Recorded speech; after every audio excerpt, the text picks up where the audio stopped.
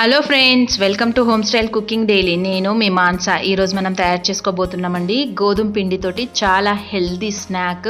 ఇది చాలా క్రిస్పీగా క్రంచీగా ఉంటుందండి. 15 నుంచి 20 డేస్ వరకైనా కూడా మనకి ఇది చాలా బాగుంటుంది.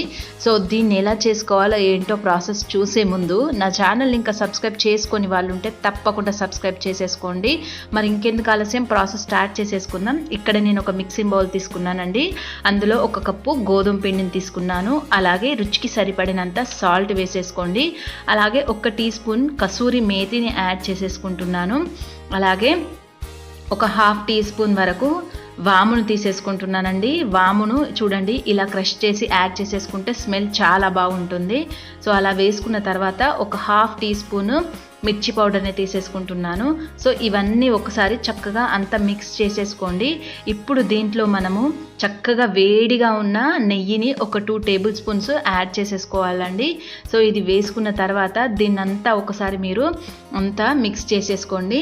ఫుల్గా ఇదంతా మిక్స్ అయిన తర్వాత చూడండి, ఒకసారి ఇలా పట్టుకుంటే పిండి ఇలా ఫామ్ అయిందంటే మనకు చక్కగా మిక్స్ అయినట్టు. సో ఇప్పుడు దీంట్లో మనము కొద్దిగా వాటర్ యాడ్ చేసేసుకుంటూ దీన్ని చక్కగా ముద్దలాగా పిసికేసేయాలండి. చూడండి ఇలా చక్కగా కలిపేసేసుకోవాలి. ఈ పిండి అనేది బాగా గట్టిగా ఉండకూడదు, అలాగని చాలా సాఫ్ట్గా ఉండకూడదండి, మీడియంగా ఉంచుకోవాలి. సో దీన్ని మనము కాసేపు కవర్ చేసి పక్కన పెట్టేసేసుకుందాం.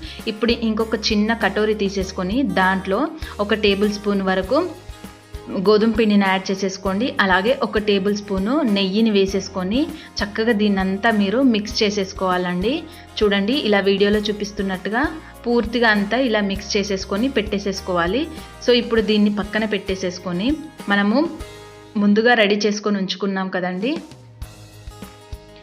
సో ఇప్పుడు దీన్ని మూత తీసేసుకుందామండి. సో దీన్ని మనము చక్కగా మళ్ళీ ఒకసారి పిసికేసుకుందామండి. సో సాఫ్ట్గా మంచిగా అవుతుంది. సో ఇలా పిసుకున్న దాన్ని మనం ఒక ముద్ద తీసేసుకొని దీన్ని మనము చక్కగా ఈవెన్గా పాముకోవాలండి. మనకు దీనిపైన నూనె కానీ పిండి కానీ వేసుకోవాల్సిన అవసరం లేదు. దీంట్లో ఉన్న నెయ్యి మాయిశ్చరే మనకు సరిపోతుంది. సో అది చక్కగా ఈవెన్గా మనము ఎంత పల్చగా వీలైతే అంత పల్చగా చేసేసుకోండి. చూడండి ఇలా నేనైతే పెద్దగా రెడీ చేసేసుకొని ఉంచుకున్నాను. దీనిపైన మన పిండి మిశ్రమం ఉంది కదండి. సో దీన్నంతా ఈవెన్గా దీనిపైన అంతా స్ప్రెడ్ చేసేసుకోవాలి. ఇదంతా ఈవెన్గా స్ప్రెడ్ చేసుకున్నప్పుడే మనకు చక్కగా పొరలుగా వచ్చేస్తుంది. సో ఇది పొరలుగా అవ్వడం కోసం మనం రెడీ చేసుకున్నాము. సో దీన్ని ఇలా మిక్స్ చేసుకున్న తర్వాత దీన్ని చూడండి వీడియోలో చూపిస్తున్నట్టుగా ఇలా చక్కగా ఫోల్డ్ చేసేసుకోవాలండి. సో ఈవెన్గా ఇదంతా ఫోల్డ్ చేసేసుకొని ఉంచుకోవాలి. చూడండి ఇలా ఫోల్డ్ చేసుకున్న దాన్ని ఫస్ట్ ఎడ్జ్ కాస్త కట్ చేసేసుకొని మిగిలిందంతా పావు ఇంచుతోటి మనము కట్ చేసేసుకోవాలి. మరీ పెద్దగా కట్ చేసేసుకుంటే పూరి సైజు పెద్దగా అవుతుంది. సో అందుకోసము ఇలా అయితే సరిపోతుంది. సో దీన్ని ఇలా మనము ఒకసారి ప్రెస్ చేసేసుకొని చూడండి సన్నగా పల్చటి పూరిలాగా మీరు ఎంత వీలైతే అంత పల్చటి పూరిని మనం చేసేసుకోవాలండి. సో పూరి మనకి ఎంత పల్చగా ఉంటే మనకు క్రంచీగా అంత బాగుంటుంది. సో దానిపైన కూడా మనం మిగిలిపోయిన పిండి ఉంది కదండి. సో దాన్ని కూడా ఇలా స్ప్రెడ్ చేసేసుకుంటూ ఇలా 2 వైపులా స్ప్రెడ్ చేసేసుకొని దీన్ని ఒకసారి మనం చక్కగా ప్రెస్ చేసేసుకోవాలి. ఎందుకంటే మనము పొరలుగా విడిపోకుండా ఉండడం కోసము. సో ఇది ఇలా అయిన తర్వాత నేను అన్నీ రెడీ చేసుకొని ఇలా రెడీగా ఉంచుకున్నానండి. ఇప్పుడు చక్కగా ఆయిల్ వేడి చేసేసుకోండి.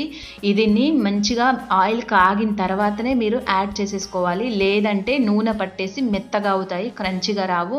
సో అందుకోసము ఆయిల్ చక్కగా కాగిన తర్వాత మీడియం ఫ్లేమ్లో పెట్టుకొని ఇలా టర్న్ చేసుకుంటూ మనము చక్కగా కాల్చేసేసుకోవాలండి. సో మనకు మీడియం ఫ్లేమ్లో పెట్టుకొని రెడీగా ఉంచుకోవాలి. మనము ఎక్కువగా బాగా కాగిన నూనెలో వేశారంటే కనుక లోపల కుక్ అవ్వవు, అలాగని కాగని నూనెలో వేశారంటే కనుక మంచిగా అవ్వవు. సో అందుకోసము మీడియంగా ఉన్నాక చూడండి ఇలా కలర్ చేంజ్ అయ్యాక వీటిని తీసేసుకోవడమే. సో ఇంతేనండి, చాలా సింపుల్గా మనం ఇంట్లోనే వీటిని రెడీ చేసేసుకోవచ్చు. మనము మైదా యూజ్ చేయకుండా గోధుమ పిండితోటే చాలా క్రంచీగా ఇవి నిలవ కూడా 15 రోజుల వరకు చక్కగా నిలువ ఉంటాయండి. సో వీటిని చక్కగా మీరు రెడీ చేసుకొని మీ పిల్లలకి పెట్టండి. ఎలా వచ్చిందో నాకు కామెంట్ చేయడం మాత్రం అస్సలు మర్చిపోకండి.